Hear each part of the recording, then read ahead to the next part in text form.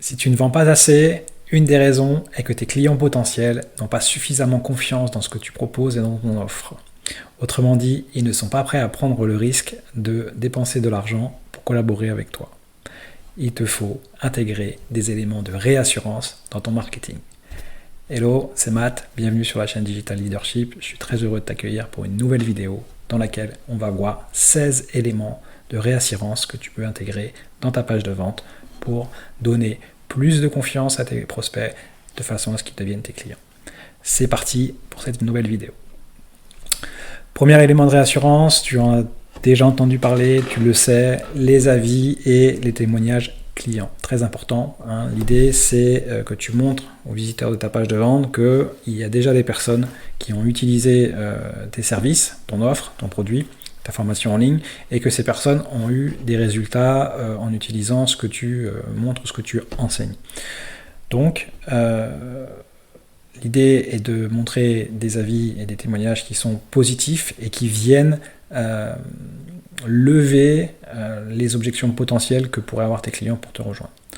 Donc simplement des témoignages qui disent un tel il est super, son produit c'est le meilleur, c'est pas forcément les meilleurs témoignages, puisque l'idée c'est que les gens puissent s'identifier aux clients qui ont déjà pris ton offre, et donc les témoignages qui vont expliquer ce qui s'est passé, comment ça a transformé les gens. Donc c'était un client qui dit avant j'étais complètement bloqué, j'arrivais pas à vendre, et puis maintenant que j'ai suivi cette formation sur cette nouvelle méthode pour faire de la publicité, j'ai mes ventes qui se sont débloquées et tout est super pour moi. C'est un témoignage qui est bien plus puissant qu'un simple témoignage qui dit la formation elle est géniale, achetez-la. Deuxième élément de réassurance, de montrer des résultats ou des chiffres qui sont prouvés. Donc là, l'idée, c'est de pouvoir montrer vraiment des chiffres qui sont des vrais chiffres et pas des chiffres que tu as pipotés. Donc ça peut être des captures d'écran, de résultats, de comptes Stripe par exemple, ou de gens qui sortent, ou des résultats de publicité, des copies de Business Manager, mais toujours en laissant transparaître des éléments qui prouvent que c'est bien les tiens. Parce qu'il y a plein d'offres que tu vois où en fait les captures d'écran qui sont montrées, ça correspond pas à la réalité. Donc toi, ok, tu vas montrer des chiffres, mais tu vas montrer des chiffres qui sont crédibles et qui sont prouvés. Troisième élément que tu connais, les garanties. Donc on va aller rapidement sur ce point-là, puisque aujourd'hui beaucoup de personnes les utilisent. Donc il existe différents types de garanties, la garantie satisfait ou remboursée, la garantie si tu n'as pas de résultat, je continue à t'accompagner, etc., etc. Donc mettre en avant une garantie, expliquer le mécanisme de la garantie et expliquer pourquoi tu fais cette garantie, c'est hyper important. Parce que juste mettre une garantie, ça veut entre guillemets rien dire. Si tu as une super formation, dans l'absolu, elle n'a pas besoin d'être garantie, puisque normalement les résultats de la formation, si elle est vraiment très bien, doivent suffire comme garantie eux-mêmes. Donc garantie, à bien réfléchir, à manier avec subtilité, mais c'est quelque chose qui est puissant et que tu connais. Alors, quatrième élément de réassurance, ce sont tout ce qui va être logo et badge de sécurité. Donc les petits cadenas, les petits 100% sécures, les petits badges SSL, les petits badges paiement sécurisés. Donc tous ces éléments qu'on voit visuellement sur les pages de vente ou sur les bons de commande et qui sont plus problématiques lorsqu'ils sont absents que lorsqu'ils sont présents. Ça veut dire que les mettre c'est bien et c'est devenu entre guillemets un standard. Quand ils sont absents, ça peut éveiller une certaine méfiance chez des prospects qui sont habitués à acheter en ligne et qui sont habitués à voir ces éléments sur les pages de vente. Donc là, ils vont noter leur absence, et en notant leur absence, ça va peut-être les freiner à acheter. Cinquième élément, ce qu'on appelle la preuve sociale. Alors la preuve sociale, c'est par exemple des chiffres que tu vas pouvoir avancer, qui vont être par exemple un nombre de clients ou un nombre d'utilisateurs, ou des entreprises qui utilisent tes services ou avec qui tu as déjà collaboré, et donc qui vont montrer que ce que tu offres, c'est crédible et c'est digne de confiance. Dans le même ordre d'idée, on peut avoir ce qu'on va appeler des logos de clients ou des logos de partenaires si tu collabores avec des gens, et tu peux sur ta page faire défiler des logos dans un carrousel ou avoir une section dans laquelle tu peux montrer des entreprises, si possible des entreprises qui vont être connues, de façon à affirmer ta crédibilité et à montrer que de grandes entreprises t'ont fait confiance, et donc indirectement ça veut dire qu'on peut te faire confiance. 7e point que tu peux mettre sur tes pages, donc si tu en as, des certificats ou des labels. Donc je sais pas, par exemple Google Ads partenaire, voilà, si tu as été certifié je sais pas, en funnel building par exemple, ou si tu as voilà, un certain nombre d'éléments comme ça que tu as fait, que tu peux mettre en avant dans ta section à propos par exemple, ou dans la section dans laquelle tu te présentes, venir renforcer ta présentation avec ces éléments, ça peut être intéressant. Un 8e élément qui a du sens aussi, c'est ce qu'on appelle une étude de cas. Alors l'étude de cas, c'est un petit peu différent des avis ou des témoignages, parce que là, l'avis témoignage, c'est ton client qui va raconter ce qui s'est passé. Là, l'étude de cas, c'est toi qui vas raconter ce qui s'est passé pour un client. Donc d'ailleurs, tu peux mixer les deux, c'est-à-dire que tu peux créer une zone de témoignage dans laquelle tu vas mettre par exemple 3 à 4 témoignages de tes clients, et puis en dessous, dans la même section, tu vas reprendre le parcours d'un client sous forme d'étude de cas. Donc tu vas dire, bah voilà, Martin, avant de commencer ma formation, il avait un problème, s'il avait une bonne offre, mais il n'avait pas suffisamment de trafic, et il a essayé la publicité, ses publicités ne fonctionnaient pas, et puis quand il a pris ma formation, comment créer des vidéos de publicité qui vendent, et il a transformé ses ventes et eu plein de nouveaux résultats, et tu montres un petit peu du coup l'évolution de son chiffre d'affaires parce que il a plus changé sa façon de faire de la publicité. Donc l'étude de cas, elle vient souligner un témoignage, elle vient expliquer un petit peu ce que tu proposes, et ce que tu peux permettre comme transformation, en expliquant un petit peu le mécanisme, mais sans rentrer trop dans les détails. Et ça, c'est quelque chose qui peut être important. 9e élément, c'est plus un élément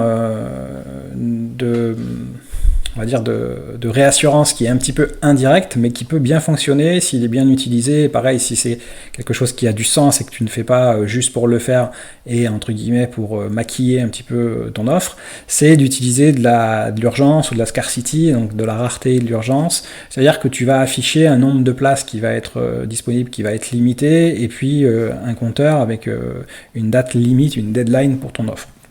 Donc pourquoi ça peut être intéressant de faire ça en termes de réassurance, c'est parce que en fait tu vas montrer aux visiteurs qu'il y a déjà des personnes qui se sont engagées, donc s'il y a d'autres personnes qui ont pris l'offre, ça veut dire que elle est certainement de confiance, ou que tu peux également rejoindre les choses. C'est pour ça que si tu utilises des faux compteurs ou de la fausse urgence, par exemple si tu dis voilà, il y a 5 places limitées, et puis qu'après tu vois que les clients, ils voient qu'ils sont 50 dans la formation, ils vont te faire confiance une fois, mais derrière ça va peut-être te jouer des tours.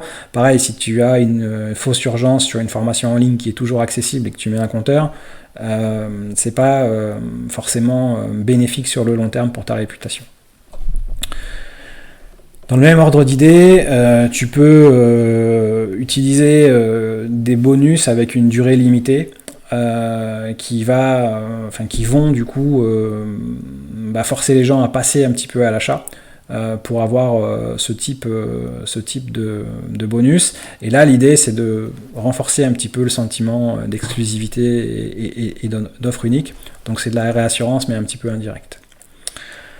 Un 11e point qui peut être important, si tu vends par exemple de l'accompagnement, ou si tu vends quelque chose en lien avec un logiciel ou de l'affiliation par exemple, ça va être de marquer sur ta page la politique de service client que tu vas proposer. Donc quel service client est disponible, voilà, comment ça marche, est-ce que c'est par téléphone, est-ce que c'est par message, est-ce que c'est 7 jours sur 7, 24 heures sur 24, etc. etc. Donc là, le service client, c'est toujours quelque chose qui est apprécié et important, bien sûr, si tu as besoin d'avoir un service client.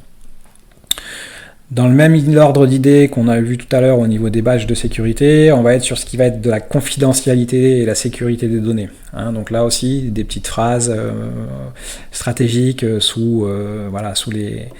dans les formulaires, sous les boutons, pour dire que les données sont protégées, qu'elles ne seront pas revendues, qu'elles sont sécurisées, que tu respectes les normes RGPD, etc., etc. Donc tout ça aussi sont des éléments pareils de réassurance qui sont à la fois importants quand ils sont présents, ça rassure, mais c'est surtout des éléments qui viennent lever des lièvres quand ils sont absents. 13e point, apporter des preuves de ton expertise. Donc là aussi, l'idée c'est de pouvoir prouver dans ce que tu vas écrire un certain nombre de choses. Donc par exemple, si tu as, je sais pas moi, 10 ans d'expérience dans le développement de sites web, c'est bien de le marquer, sur ton site ou sur ta page de vente quelque part.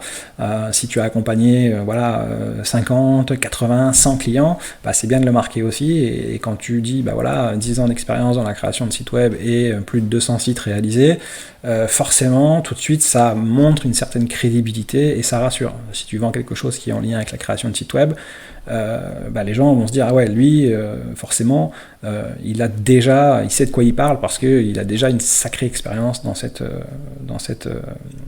domaine d'expertise.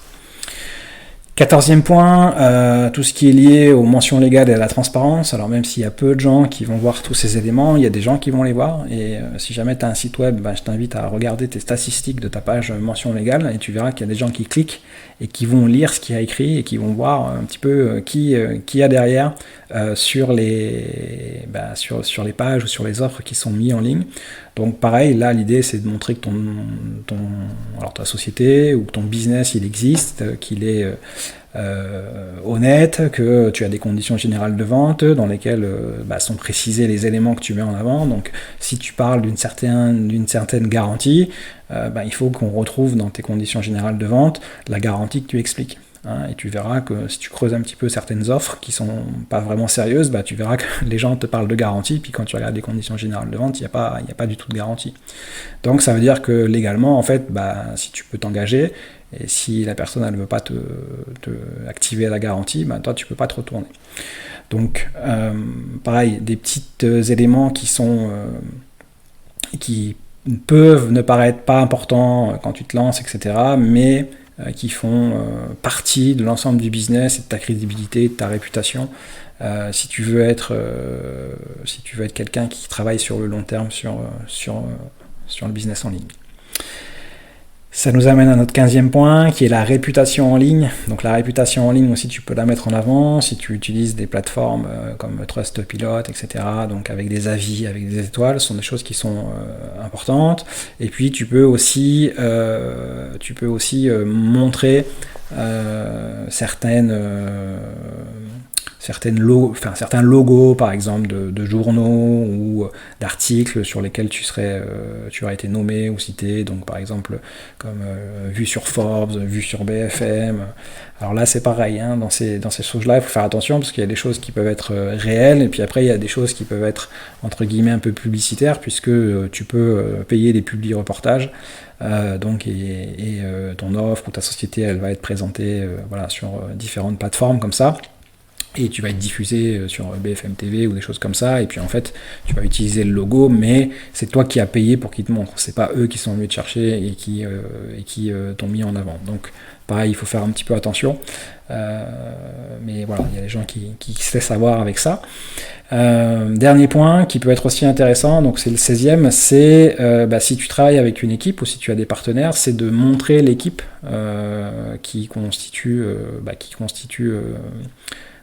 les gens qui vont intervenir dans ton coaching ou dans ton accompagnement par exemple, si tu fais intervenir un petit peu des personnes extérieures ou si tu as des coachs avec qui tu travailles sur certains points, de montrer cette équipe et la qualification des gens, c'est aussi quelque chose qui peut être intéressant de façon à donner confiance aux visiteurs.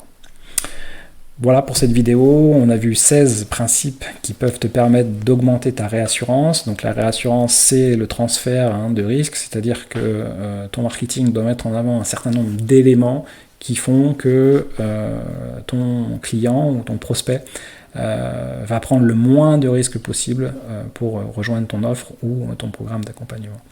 J'espère que cette vidéo t'a plu, n'hésite pas à commenter et à me faire part de tes...